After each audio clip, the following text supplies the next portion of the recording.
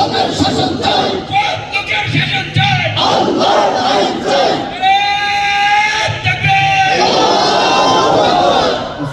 عليكم ورحمة الله وبركاته. الحمد لله رب العالمين والصلاة والسلام على سيد الأنبياء والمرسلين وعلى آله وصحبه أجمعين.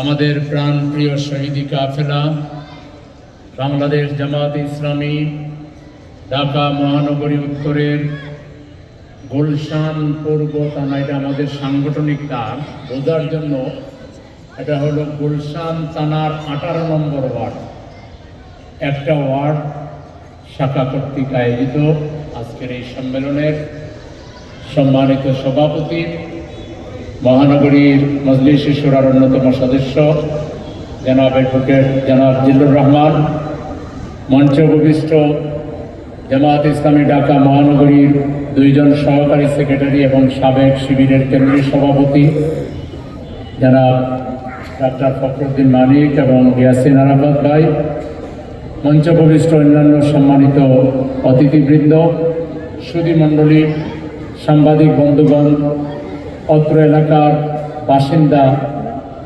ব্যবসায়ীবৃন্দ, ভাই বোন যারা দূর থেকে মাইকের আওয়াজ শুনছেন, এবং আমার সামনে উপস্থিত সম্মানিত প্রিয় ভাইরা,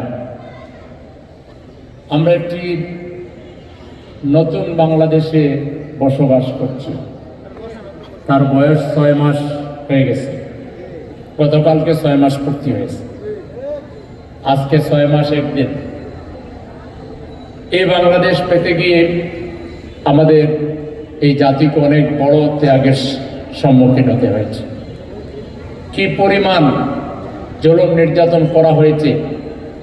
আজকে আমাদের দেশের মিডিয়া যদি সত্যিকার মিডিয়ার দায়িত্ব পালন করত, মিডিয়াগুলো যদি অন্য জায়গা থেকে নিয়ন্ত্রিত না হইতো, আমার বিশ্বাস ডেইলি পত্রিকাগুলো, টেলিভিশনগুলো 10টা করে স্টোরি যদি করত, 10 বছরও শেখ হাসিনার কুকীর্তি বর্ণনা করে শেষ করা যাবে। কিন্তু আমাদের মিডিয়ার আসল চরিত্র তো আমরা জানি। এই মিডিয়াই তো শেখ হাসিনাকে সামনে গিয়ে আপা আপা আপা আপা আপা আপা আপা আপা আপা আপা আপা করে টাপা বানায় আসছে। এই মিডিয়ারে এরা লেখবে না হাসিনার বিরুদ্ধে, লিখলে ওইটা খুঁজে বাইর করতে চশমা 4 জোড়া লাগবে, এরকম লিখবে। এরা যেহেতু নিয়ন্ত্রিত, এরা নিজেদেরকে দাবি করে যে আমরা স্বাধীন মিডিয়া, কিন্তু আসলে এরা সবচাইতে বেশি পরাধীন।